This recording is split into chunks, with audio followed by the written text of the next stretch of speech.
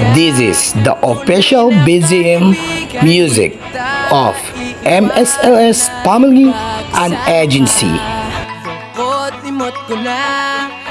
Please help me welcome the founder of MSLS Family and the owner of MSLS Agency, one and only, ang pinaka-sexy, pinakamaganda at pinakalupet na humahagupet. Oh my God! Wow! Miss Lady. Hindi mabubuo ang isang pamilya kung wala ang haligi at wala din ang ilaw ng tadhana. Siya naman yung nag-iisang founder ng kanilang pamilya at ng agency. Ayon pa kay founder, anuhin daw niya ang pinakagwapo o pinakamachong manliligaw o jowa sa kanyang agency.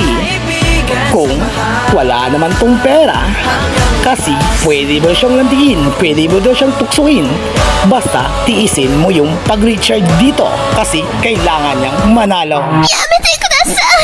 And a big shout out to all of her sub-agent na lahat sila ay napakakaganda katulad din ni founder. World, it's summertime. Starting with ang isang babae na nangarap na lalong gumanda. Pero ano ang naging resulta? Mukha na siyang terorista. Walang iba kundi naman si Miss Shames. Ayon pa kay Madam Ganda, wala daw matigas na kulangot kung yung pandukot ay yung pinakamataas niyang dila. Sana Ayon pa sa kanila, kapag daw ang pangalan ay nag-uumpisa sa letter G, magaling daw yan sa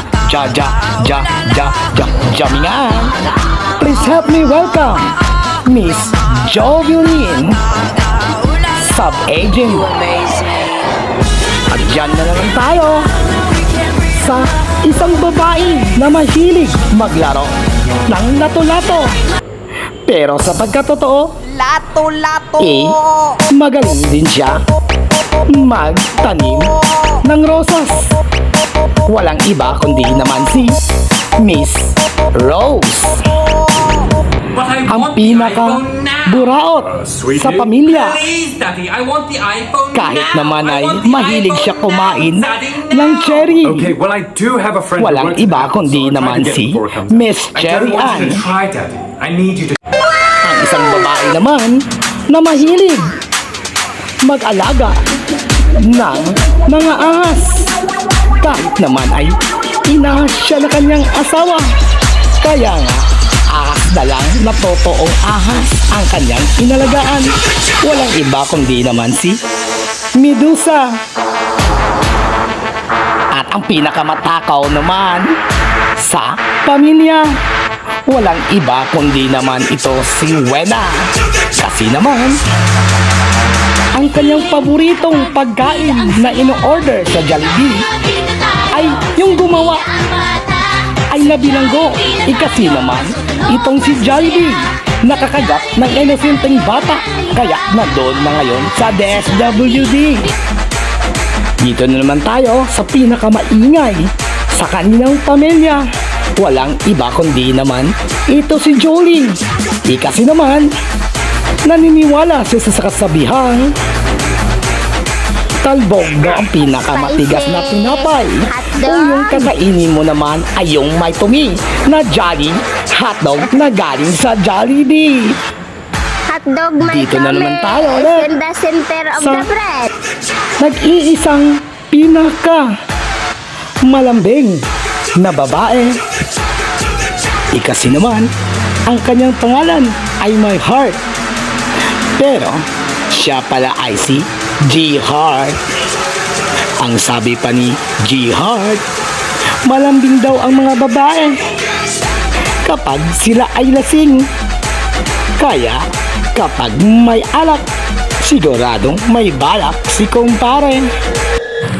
Ang pinaka-last na pinakamatahimik sa lahat ng sub-agent ni Honor Ganda. Walang iba kundi naman ito si Val. Kasi naman sa kahaba-haba daw ng prosesyon, ang huli niyang karelasyon ay baklaan lang pala. Oh my God! And the only one editor sa family and agency ni Honor Ganda, walang iba naman kundi itong si Mitch. Ang nag-iisa namang editor ng family at agency ni Honor Ganda, walang iba kundi Mitch yung pangalan.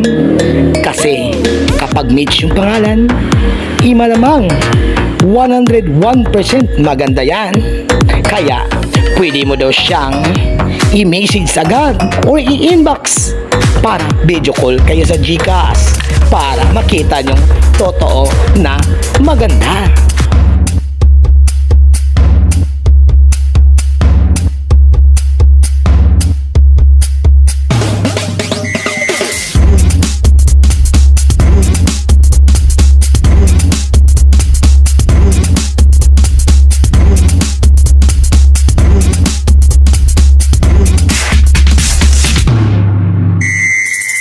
Sino siya? Ang lakas ng dating, ang lakas ng dating, ang lakas ng ganyan. Sino siya? Pag nakitang bumiring talagang manggigil ka. Sa galing-galing mo, galaw na gusto ko. Sige, igiling mo ang hihig ko. Galing-galing mo, sayaw na gusto ko. Baby, igiling mo ang hihig ko.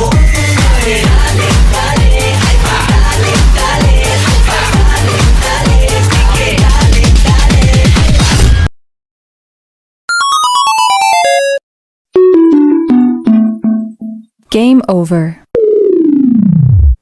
Game over.